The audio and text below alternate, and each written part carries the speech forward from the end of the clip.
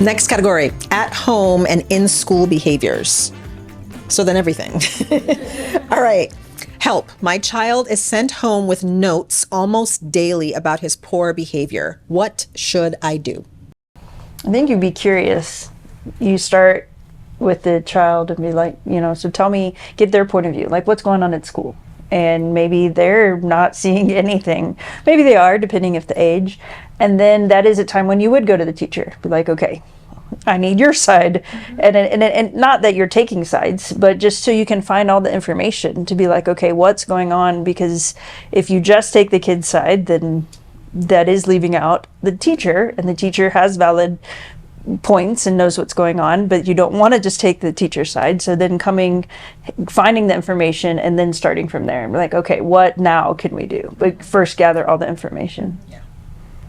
Yeah, I think also, when we kind of receive notes like that, it's kind of hard as a parent because our instinct is to want to correct the behavior. And I think we just have to be careful and just kind of weigh out the situation, kind of figure, work through the situation rather than quickly respond. I was one of those parents who received a note every single day from my son's teacher. And, I honestly at some point just had to wait till her ink ran out, because I think some things we have to kind of keep in perspective is that each teacher's expectation of a 3-year-old is different than others. And for her expectations were a lot higher. And that's okay, but at the same time, I wanted to make sure that I wasn't, my son wasn't coming home to constant, reprimands and struggles. And I am truly a believer of kids who struggle at school. Those behaviors should be managed at school, and what behaviors that happen at home should be managed at home. Because for a 3-year-old to kind of correlate those behaviors and know what they did wrong at school and be punished at home or consequence at home is just, the latency is just too much. All right. Homework time at home is a nightmare. Our family's exhausted. How can we get through this? One of the things we did with our older kids, I have 6 kids, so we have 2 sets of kids, but with our older kids, we had all 3 of them sit at the kitchen table, and then we would sit with them. We'd read a book, we'd color, I'd cook dinner, but we'd all be in the same room at the same time, right? So that was the habit. When we got home from school, first thing they would do is they would go sit at the table and do their homework. And when they're doing it together, it's less torturous. And when they're seeing us there present, then they know I can't goof around and be on my phone, or I can't get up and go wander around, because that's just how we set it up. For us, we did it at the kitchen table, but as soon as we got home, we did 30 minutes where they can do whatever they wanted. They could be on their phone, watch TV, go for a walk, just get a break from school, and then be at the kitchen table. And we noticed a huge difference between if they just went off on their own versus doing it with us or doing it at the table together with the more accountability. So definitely doing it in a public area where you can kind of monitor makes such a big difference. I like the break that you did. Offering a snack. Sometimes they may be starving and not even realize it. So it's like, make sure they have snack, water, something to drink, and then let's tackle the brain work part of this.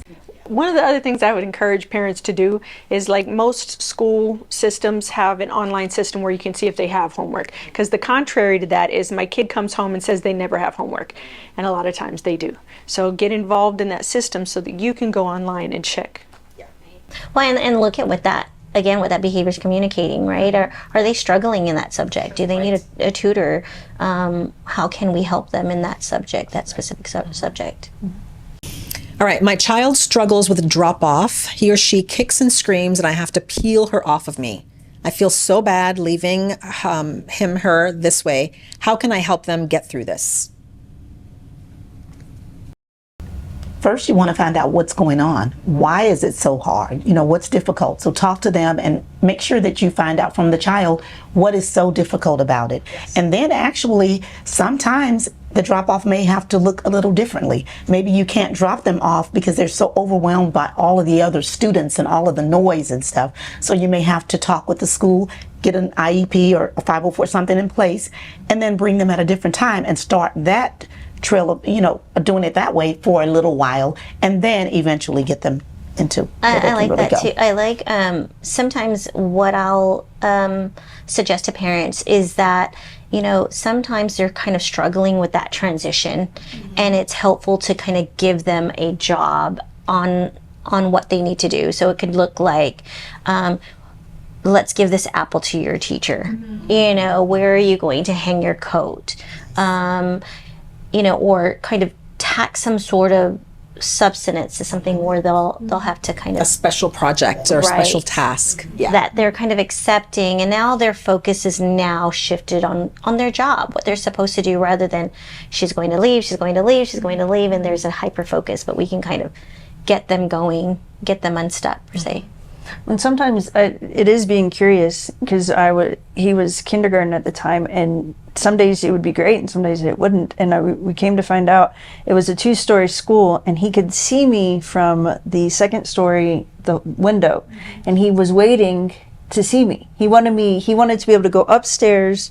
Went by the window. He wanted me to be standing there waving, and then go to class. So for him, that was the goodbye. It wasn't at the door and the hugs and the kisses. It wasn't me watching him go up the stairs or go down the hallway. It was that window. So once we realized that, I would stay there. And the funny thing is, I couldn't always see him, so I would wave till I could see no kids. But then he was happy. He's like, you stayed the whole time. Yeah. And so I think it's sometimes being curious of, okay, what part do they need? What's missing? And a lot of times it really tugs on a mommy's heart when our kid is yelling and they're being peeled off of us. And so, you know, get the teacher's text. Text, get her number and ask her, how did he do? And 9 times out of 10, you know, they stop crying, you know, once you walk out the door. And they can kind of let you know he's fine now, and things like that. So that can kind of ease your mommy heart.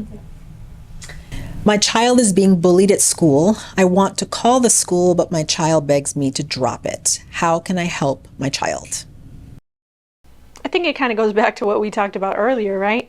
You have the child an opportunity to handle it themselves and tell them, if it doesn't get resolved, then I have to step in. But one of the things that I wish that we did more often was teaching kids how to address it in the moment, right? Because what I have witnessed is, you say something mean to me, my feelings are hurt, I go tell the administrator, the counselor, and my teacher, you're bullying me, right?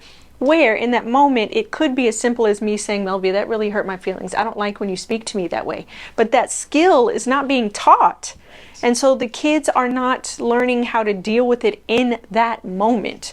So that's the piece that I would like to work on. I think too, talking with our kids and identifying what they're describing as bullying. Yes. Right? Because sometimes it is bullying and sometimes it isn't. And having that conversation, bullying versus horseplaying, bullying versus name calling, you know, and kind of, or in defending, whatever the situation is. And I think just kind of truly talking with our children about what they're calling bullying is. Yeah. And role playing it. So, you know, so that, because many times kids don't approach it because they don't know how to do it, because again, they don't have that schema, they don't have that file system in their head.